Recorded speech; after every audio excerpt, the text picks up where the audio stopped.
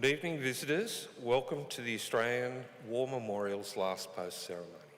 My name is Robert Adams, and joining us today from the Australian Army is Private Gemma Lee Blanthorne. We're honoured to acknowledge the delegates participating in the AUSMIN Defence Acquisition Committee and also the Australian Political Exchange Council's 36th delegation from the United States of America, led by Mr. Scott Burton, a veteran of the United States Marine Corps. As always, we welcome the veterans who have served, those who are still serving, and the families that love and support them. The live stream of this ceremony is made possible by the Returned and Services League of Australia and the RSL and Services Clubs Association. We welcome members who are watching the live stream of this ceremony across Australia. During this evening's ceremony, wreaths will be laid at the base of the Pool of Reflection by visitors to the memorial and students on behalf of Heights College from North Rockhampton in Queensland. If you are able, I now invite you to please stand and join in singing the national anthem.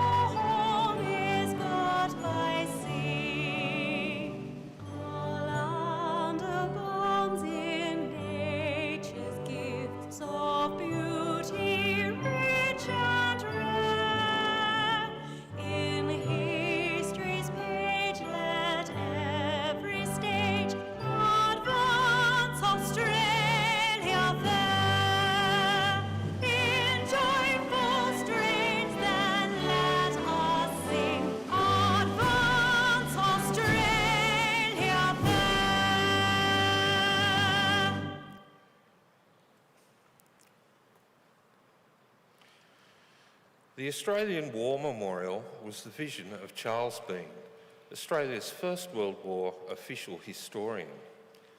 Bean landed with the Australian troops on Gallipoli and stayed with them at the front through till the end of the war. The idea of this national memorial and museum came to him at Pozières, France, in the depths of the bloody fighting of 1916. Bean's idea was that this would be a place where families and friends could mourn loved ones buried in faraway places. It would also be a place that could help all Australians understand what these men and women had endured and what they had done for us. Bean's vision, to which we remain true, is best expressed as inscribed in the entrance to the memorial's galleries. Here is their spirit, in the heart of the land they loved, and here we guard the record which they themselves made.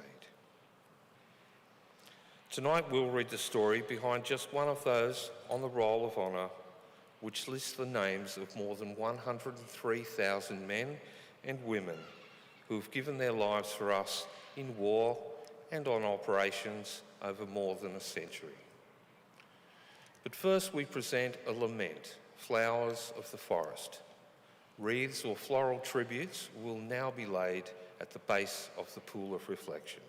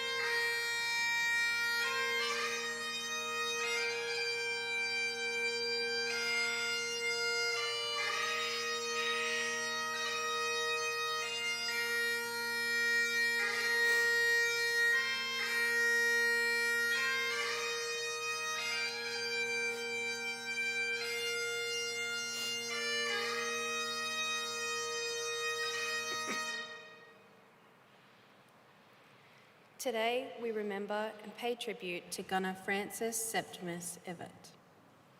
Francis Evatt was born on the 17th of August 1998 in Maitland, New South Wales.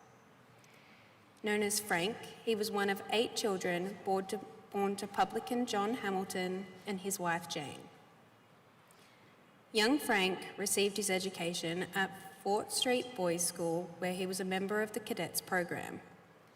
He went on to study medicine at the University of Sydney and became a renowned sportsman on Sydney's North Shore, playing cricket and rugby league. At the outbreak of the First World War in 1914, he was living in Milsons Point in Sydney. Frank Evatt enlisted in the Australian Imperial Force on the 5th of September 1916. He was assigned to reinforcements on the 1st Australian Field Artillery Brigade and commenced a short period of training in Australia. He embarked for active service from Sydney on the 19th of December 1916, sailing on board the troop ship Orontes. Gunner Evatt arrived in Plymouth, England in mid-February 1917 and continued training alongside other new recruits before travelling to the Western Front in July. On arrival, he was transferred to the 14th Light Trench Mortar Battery before being sent to Ypres Salient in Belgium ahead of a major offensive in Flanders. It was here in September 1917 that Gunner Evatt would take part in his first major battle at Polygon Wood. During this attack, Evatt was hit by shrapnel during the enemy's barrage, which wounded him in the chin and shoulder. As a result, he was evacuated to England for treatment and did not rejoin his unit until January 1918. On his return to France, Evatt was transferred to his original unit, the 1st Field Artillery Brigade. Within a few weeks, the Germans launched their spring offensive, beginning a massive push to break through Allied lines. Evatt and his comrades supported Allied lines during this period before the enemy's offensive failed. On the 8th of August 1918, the Allies launched their own offensive, which began with the Battle of Amiens. Evatt was part of a large operation, comprising tanks, aircraft, infantry and artillery. The Allied attacks were successful, eventually pushing the enemy back to the town of Péronne by the end of the month. During September, the Germans were driven further westwards to their main defensive system, the Hindenburg Line. It was here on the 29th of September 1918 that Evatt's unit was involved in the attack on the St. Quentin Canal. Supporting 2 American divisions, Evatt and his comrades were fighting near the village of Bellicourt when he was wounded for a second time. Badly hit, Evatt was evacuated to a nearby dressing station, but little could be done for him. He succumbed to his wounds later that evening. He was buried nearby at Tincourt New British Cemetery. Frank Evatt was 20 years old. His name is listed on the Roll of Honour on my right, amongst almost 62,000 Australians who died while serving in the First World War. A photograph of his headstone is displayed today by the Pool of Reflection. This is one of the many stories of service and sacrifice told here at the Australian War Memorial. We now remember Gunner Francis Septimus Evatt, who gave his life for us, for our freedoms, and in the hope of a better world.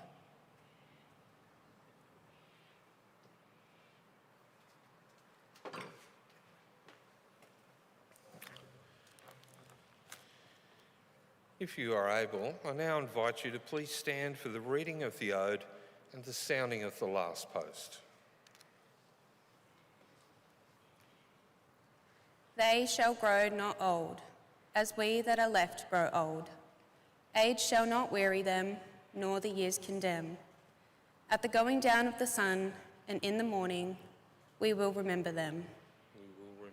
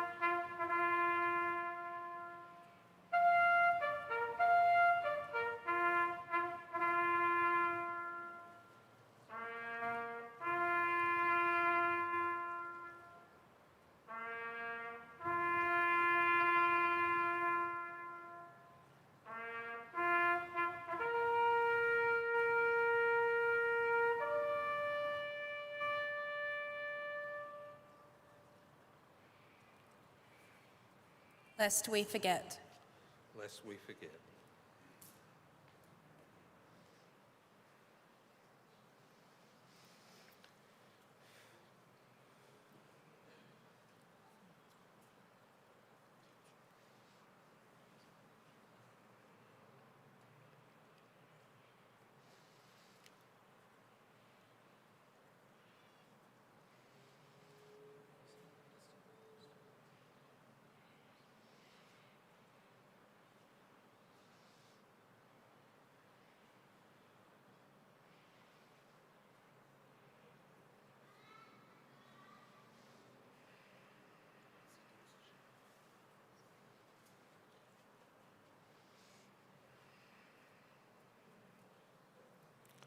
We leave you this evening with the words of the memorial's founder, Charles Bean.